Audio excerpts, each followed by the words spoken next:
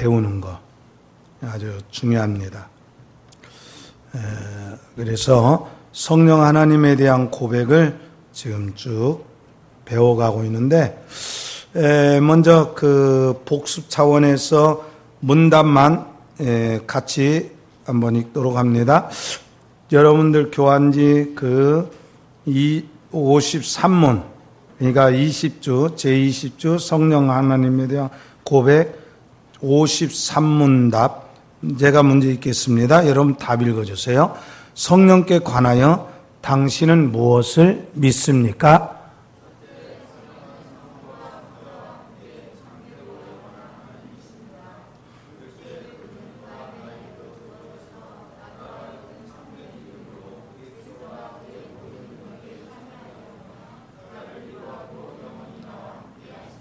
예. 그 성령님께서 우리와 함께 계시고 영원히 우리와 함께 계시는 거, 그렇게 믿으시길 바랍니다. 예. 그 다음에 여러분들 교환지 페이지 2페이지 봅니다. 그 2페이지 성령님은 어떤 분이십니까? 이 문답, 왜 이게 잘못됐나 이게? 자, 문을 읽도록 합니다. 오직 한 분 하나님만 계시는데 당신은 왜 삼위 곧 성부, 성자, 성령을 말합니까?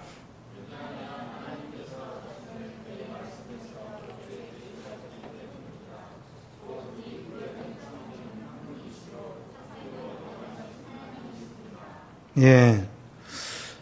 그리고 이제 성령님이 어떤 분이신가를 큰 타이틀만 첫째로 거기 읽어봅니다. 첫째로 성령님은 영원한 하나님이십니다. 자, 그러니까 자, 여기 보세요. 우리가 지금 이단들이 계속 교회를 어지럽히는 것 중에 하나가 성부 시대, 성자 시대, 성령 시대 이렇게 3위로 나눠요. 근데 절대 그렇지 않다는 거. 그러니까 성부 시대와 성자 시대와 성령 시대 이렇게 나누는 것이 아니라 사실 성경적인 입장에서 구약과 신약으로만 나눠집니다. 그걸 꼭 기억하세요. 그래서 성부 시대, 성자 시대, 성령 시대, 삼시대론을 말하는 데는 다 이단입니다. 자, 그래서 성령님은 우리가 영원한 하나님이시라는 사실을 이제 믿어야 되고, 왜 영원한 하나님인가? 둘째로 한번 3페이지 그 보면, 자, 읽습니다. 시작. 성령님은 창조 사역을 하심으로 영원한 하나님이십니다. 그러니까 창조 사역 때 성령님께서 함께 하셨다는 거 여러분 그렇게 꼭 믿으시길 바라고요. 셋째로 시작. 성령님은 사람의 마음을 간파하시는 하나님이십니다. 그러죠? 자, 그 다음에 오늘 이제 성령님의 사역에 대해서 보도록 하겠습니다. 자, 53문 거기 보면 53문 다시 한번 보도록 합니다. 성령께 관하여 당신은 무엇을 믿습니까? 답 읽어주세요. 4페이지. 자, 시작. 성령은 성모와 성자와 함께 참되고 영원한 하나님이십니다. 둘째, 그분은 또한 나에게도 주어져서 나로 하여금 참된 믿음으로 그리스도와 그의 모든 은덕에 참여하게 하며 나를 위로하고 영원히 나와 함께 하십니다. 그랬어요. 자, 그래서 우리가 그 53문의 답 둘째는 우리가 다음의 뜻을 갖고 있어요. 그러니까 우리가 앞에서 첫째의 문을 답을 찾았죠. 첫째로, 자, 같이 읽도록 합니다. 자, 첫째로 시작. 첫째로 성령님은, 자, 왜 여러분들 없어요? 다 없어요? 아, 그래요? 나만 혼자 막 열심히 했네. 자, 그러면, 별수 없이, 왜 교환지가, 자, 성령님의 사역 속에서 우리가 중요한 것은, 성령님은 사람의 방법으로 오고 가시는 분이 아니라 하나님께서 우리에게 선물로 주신 분입니다. 우리 요한복음 성경 15장 26절을 찾아보겠습니다. 요한복음 15장 26절입니다. 자, 같이 읽도록 합니다. 시작. 내가 아버지께로부터 너희에게 보낼 보혜사 곧 아버지께로부터 나오시는 진리의 성령이 오실 때에 그가 나를 증언하실 것이요. 그랬어요. 자, 여러분 봅시다. 성령님이 오시는 과정을 이렇게 종속된 어떤 언어로서 이렇게 이야기를 했어요. 내가 아버지께로부터 너희에게로 보낼 보혜사, 이렇게 나왔어요. 그래서 이렇게 표현을 했어요. 우리 한번 따라서 합시다. 성령님은 성부 하나님에게서 성자 예수님에게서 나오십니다.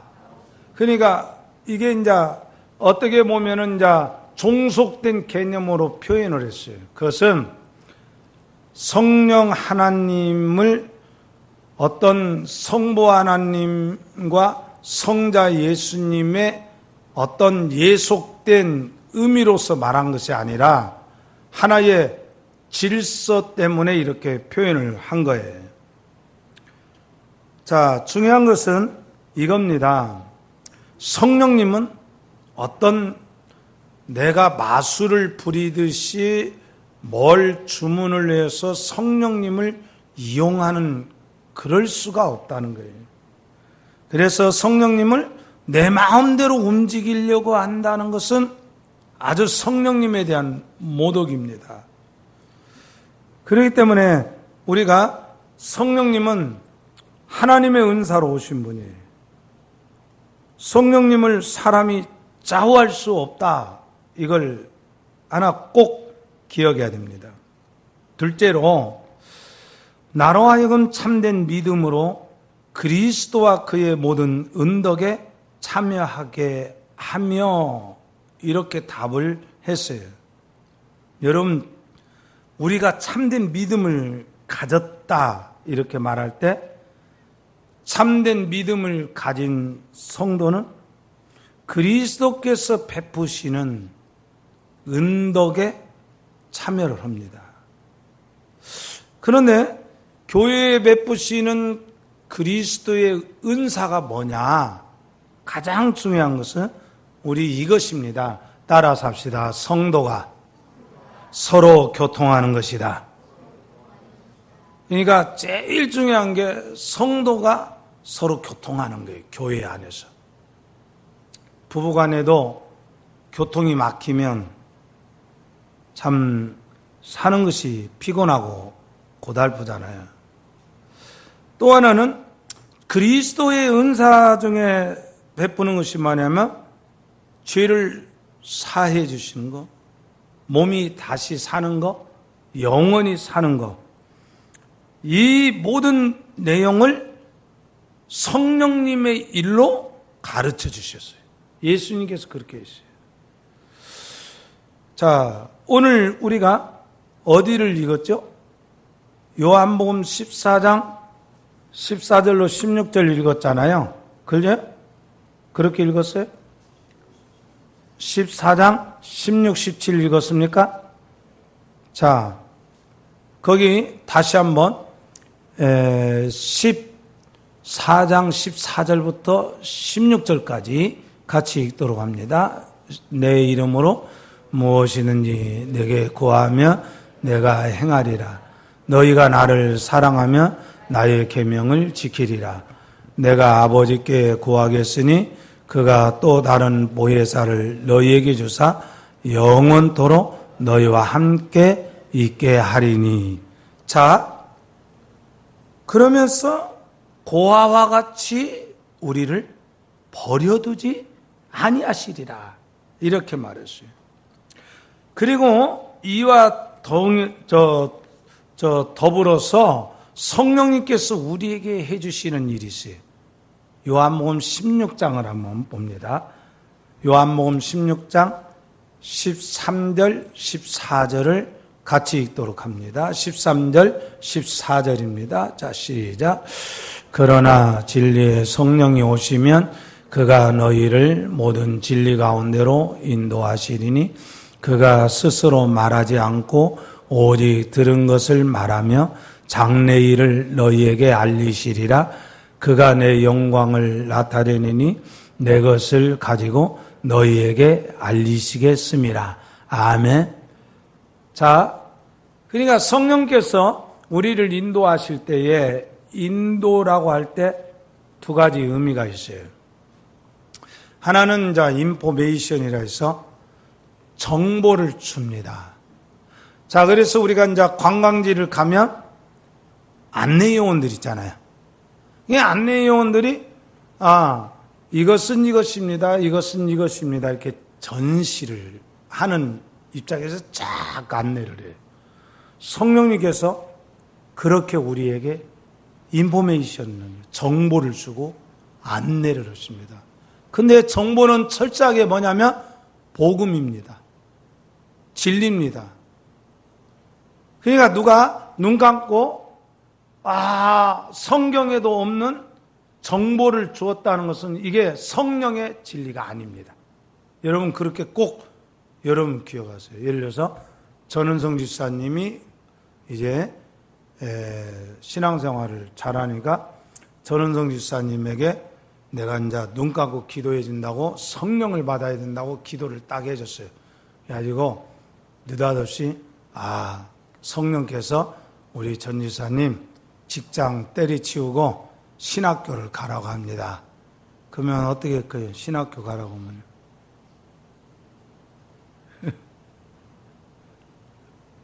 직장 그만두고 가야 하잖아요. 가겠어요? 이래가지고 일평생 방황하는 사람들이 무지하게 많아요. 여러분, 신학교를 가서 목사가 될 사람들은요, 정상적이라면 정말 준비되어서 이렇게 차근차근하게 준비를 시켜요. 그런데 느닷없이 물론 우리 박승조 강사님 같은 경우에는 오래전부터 이제 준비를 해서 이렇게 또 했지만, 물론 박 강사님도 내가 이제 아는 정보에 하면 기도해 봤더니 신학교를 가라 해서 갔다는 거예요. 어때요? 강사님 그랬어요? 그건 아니었어요? 그러면 다른 정보였네? 어쨌든 간에 그 신학교를 갈 때 자기에게 성령께서 깨달음을 주는데 그게 뭐냐면 소명의식입니다. 소명의식. 첫째는 복음을 전하고 싶은 소명이세요.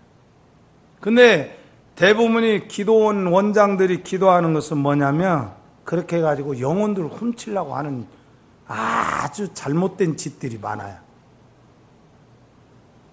저 사람은 내가 기도해서 보냈다고. 어떤 분은 내가 언젠가 이 얘기했죠?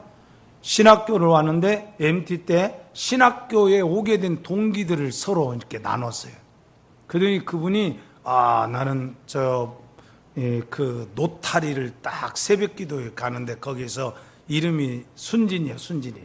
순진아, 너 신학교를 가라. 그래서 신학교를 왔대.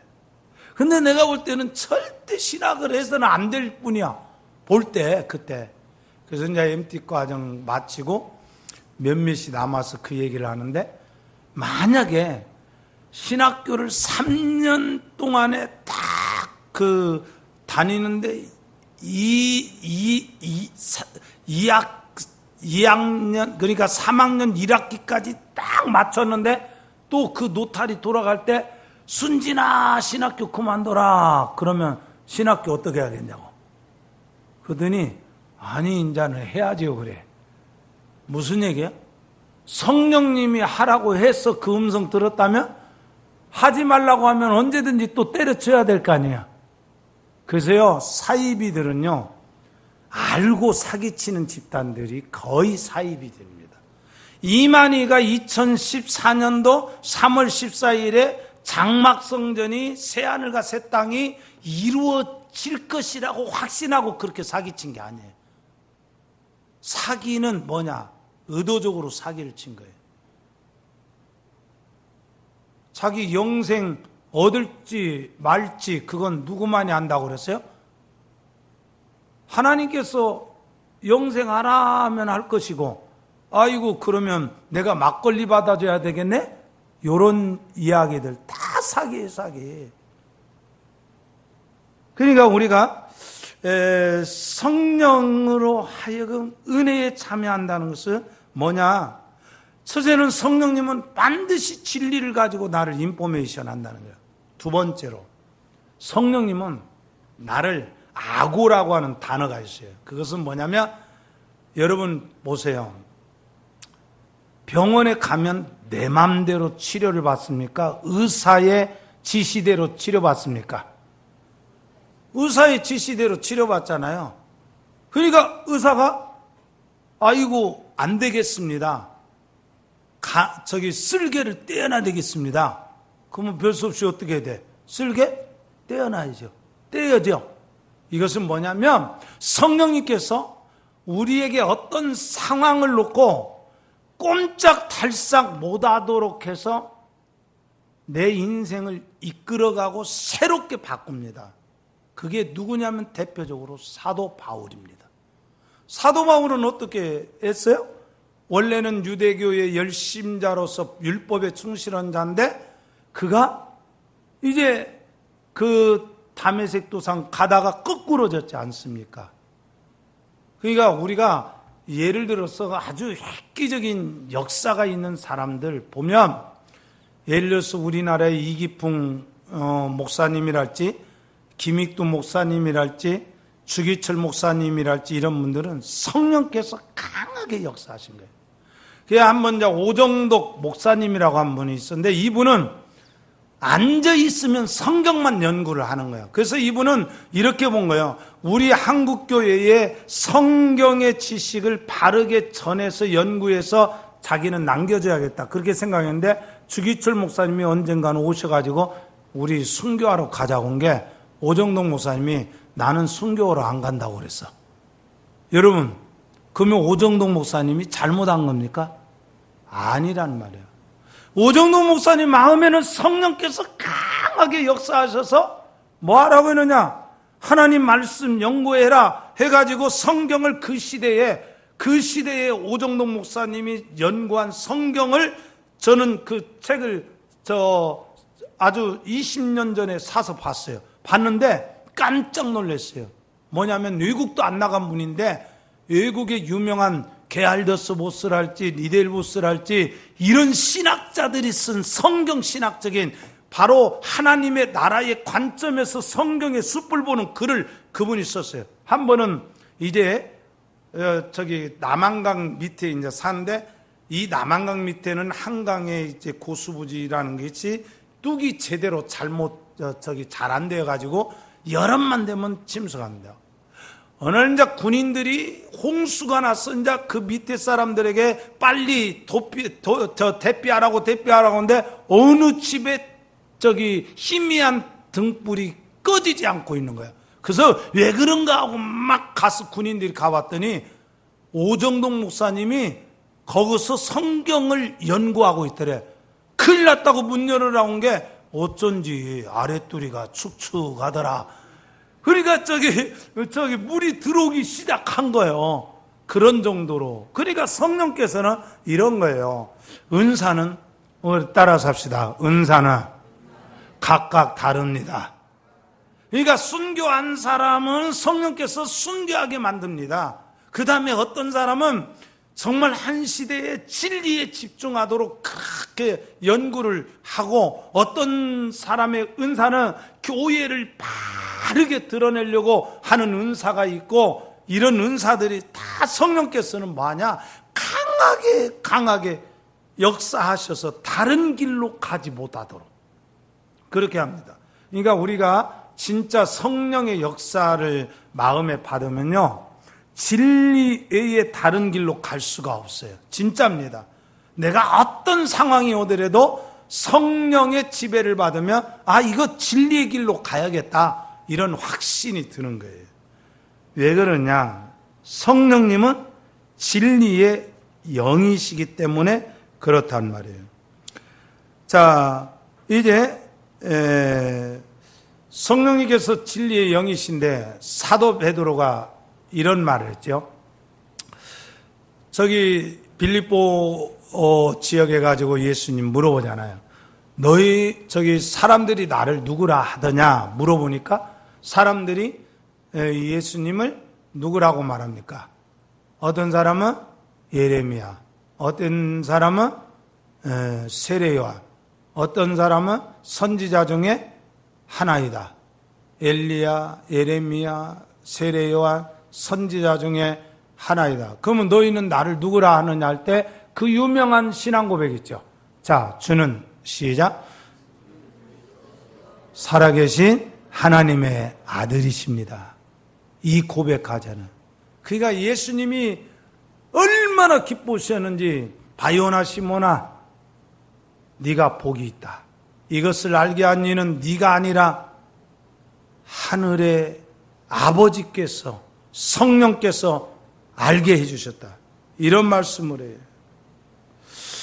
그런데 이제 예수님께서 이런 베드로와 제자들에게 십자가에 대해서 얘기합니다. 내가 분명히 십자가에 죽었다가 부활하게 될 것이다 할 때 베드로가 예수님에게 항변을 합니다. 주여, 절대 그리 마옵소서. 이런 일이 주께 미칠 수가 없습니다. 이런 베드로가 사도행전 2장의 오순절 성령 강림의 사건을 경험을 해요. 그리고 나서 이 사도 베드로가 복음을 전해요. 사도행전 2장 36절 보도록 합니다.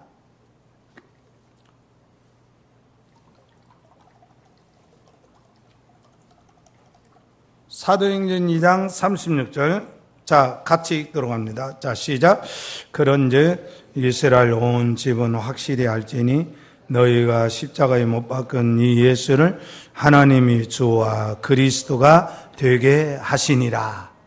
이렇게 전한다는 것은요, 이게 베드로에게 있어서는 획기적인 사건입니다. 그래서 베드로의 마음속에 성령의 역사가 있고 그 성령께서 깨닫게 하셔요. 그것뿐만 아니라 성령님은 예수 그리스도의 구속 사역을 사람마다 적용을 시켜요. 자, 그게 어떻게 나타나냐면 요한복음 3장을 읽어보도록 합니다. 요한복음 3장입니다. 자, 여러분 3절 5절입니다. 자, 시작. 예수께서 대답하여 이르시되 진실로 내게 이르노니 사람이 거듭나지 아니하면 하나님의 나라를 볼 수 없느니라. 5절. 예수께서 대답하시되 진실로 내게 이르노니 사람이 물과 성령으로 나지 아니하면 하나님의 나라에 들어갈 수 없느니라. 아멘. 자, 사람이 성령으로 거듭나지 아니하면 천국에 갈 수 있다 없다? 자, 그래서 여러분, 성령님은 어떤 사역을 하시느냐? 우리에게 적용시켜요. 우리가 복음을 들으면 두 반응이 뚜렷이 나타나요. 한 사람은 그 복음을 받고 그 영혼이 하나님과 그리스도와 새로운 생각과 가치관을 품게 돼. 왜 그러냐? 거듭났기 때문에 그래요. 자, 그래서 거듭난 사람의 첫 번째 특징이 뭐냐? 중요한 게 있는데 바로 베드로 전서에서 말한 것처럼 갓난 아기처럼 신령한 젖을 사모하라. 말씀을 사모하게 되어 있고, 또 하나는 하나님이 좋아집니다. 그래서 그게 바로 적용되는데, 또 하나는 뭐냐? 이제 요한복음 16장 13절인데 아까 읽었죠. 그러나 진리의 성령이 오시며 그가 너희를 모든 진리 가운데로 인도하시니 그가 스스로 말하지 않고 오직 들은 것을 말하며 장래일을 너희에게 알리시리라. 여기에서 장래일이라는 것은 우리의 미래를 알린다 그런 얘기가 아니라 바로 그리스도의 십자가와 부활 승천, 그리고 뭐요? 새하늘과 새 땅, 예수 그리스도의 재림을 통해서 완성시키실 하나님의 나라의 완성까지 미리 보게 하고 믿게 한다는 거예요. 그렇다면 우리가 하나님의 아들이라는 정말 확신을 어떻게 우리는 가질 수 있느냐? 여러분, 이렇게 말할 수 있죠. 나는 하나님의 아들입니다. 우리가 내 자신이 그렇게 확신의 고백을 할 수 있어요. 그런데 그 확신이, 우리 한번 따라서 합시다. 그 확신이 거짓된 확신일 수도 있다. 그러면 거짓이냐 참이냐, 이게 어떻게 분별되냐면 로마서 8장 14절 한번 봐봐요. 로마서 8장 14절입니다. 로마서 8장 14절. 로마서 8장 14절입니다. 자, 같이 읽도록 합니다. 자, 시작.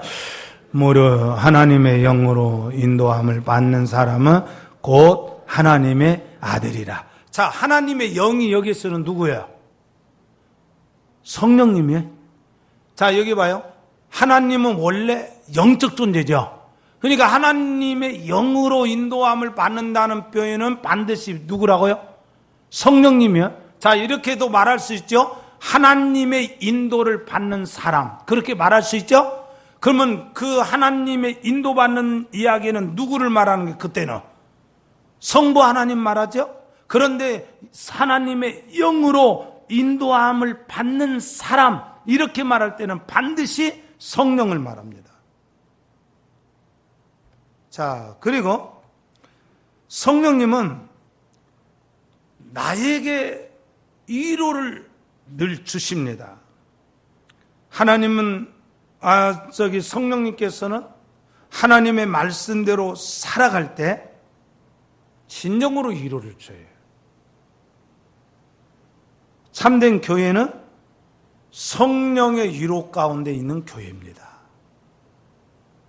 아무리 어떤 상황이 생겨도 성령께서 하나님의 백성들을 늘 위로하십니다. 그래서 교회가 하나님을 경외하고 성령의 위로로 진행될 때 든든한 교회로 서갈 수가 있어요.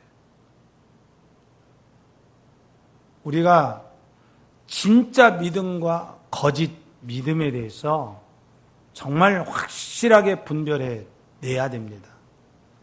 여러분들 안에 성령께서 주시는 참된 믿음이 있어서 여러분들이 어떤 상황 속에서도 성령의 위로가 있기를 주의 이름으로 축원합니다.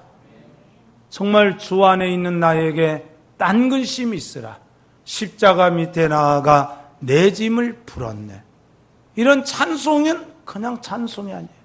진짜 성령의 위로가 내 영혼에 늘 함께 한다는 것이에요.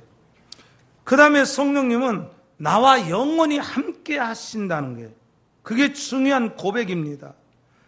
그래서 요한복음 14장 16절 17절에서 영원히 우리와 함께 하실 것이다. 그래서 로마서 8장 9절에 보면 누구든지 그리스도의 영이 없으면 그리스도의 사람이 아니라 이렇게 말했어요. 거기도 그리스도의 영이라고 하면 누구를 가리키는 겁니까?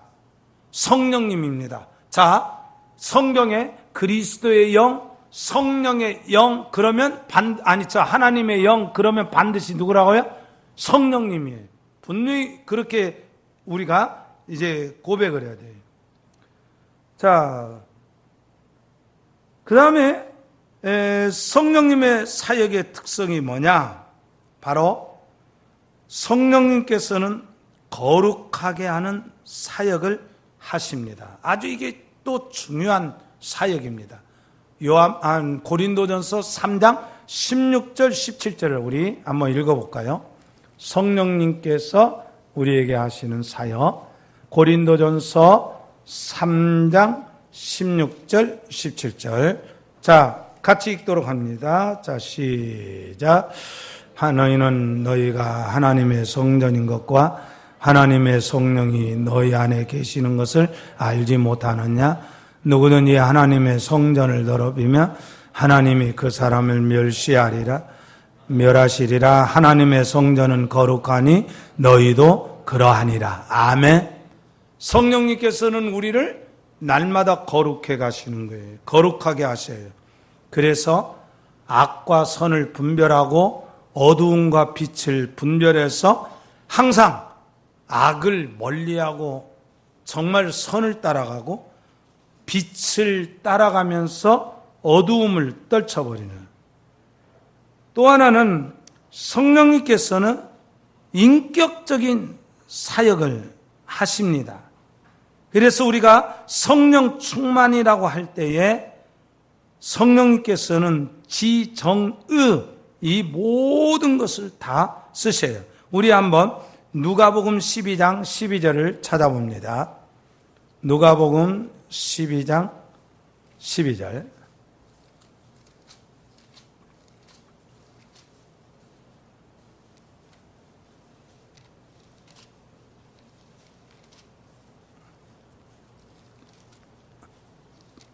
읽습니다. 자, 시작. 마땅히 할 말을 성령이 곧 그때에 너희에게 가르치시리라 하시니라. 자, 이것도 마찬가지죠. 예수님 십자가 사역을 놓고 어떻게 해야 될까 염려하는 제자들에게 성령께서 너희에게 마땅히 가르치시리라. 지적인 것을 사용을 또 하십니다. 자, 한 군데만 좀 더 찾아봅니다. 고린도전서 12장 11절. 고린도전서 12장 11절. 자, 같이 읽도록 합니다. 자, 시작. 이 모든 일은 같은 한 성령이 행하사 그의 뜻대로 각 사람에게 나누어 주시는 것이니라. 자, 여러분, 이런 표현도 여러분 듣죠? 자, 봐요. 성령께서 말할 수 없는 탄식으로, 여러분 들어봤죠? 그러니까 이런 거예요. 부모가 자식이 그릇된 길로 가면 부모 탄식하죠. 그죠? 마찬가지로 성령님이 우리가 그릇된 길로 가면, 그릇된 것을 구하면 말할 수 없는 탄식으로. 성령께서 그래요. 그래서 성령님은 지적인 그 속성, 그 다음에 정적인 속성, 뜻을 가르쳐 주리라 할 때 그 뜻, 의지, 이 지정이 하나님의 그 사역은 인격적입니다. 왜 우리가 하나님하고 친하면 우리의 삶이 그만큼 능력이 있고 투명한가? 그것은 하나님은 지정이 인격적 존재이기 때문에 그렇습니다. 마지막으로 성령님의 사역은 일치된 사역입니다. 다시 말하면 성부 하나님, 성자 예수님, 성령 하나님이 각각의 자기의 주관대로 어떤 사역을 하는 것이 아니라 하나의 사역을 하셔요. 그 하나의 사역이 뭐냐? 결국 하나님께서 인류를 죄와 사망에서 구원하시고 악에 대해서 심판하시고 그 다음에 하나님께서 삼위 하나님께서 동일하게 하나님의 나라를 완성시키는 사역을 하십니다. 자, 그래서 요한계시록 1장을 우리 한번 보도록 합니다. 요한계시록 1장. 자, 요한계시록 1장.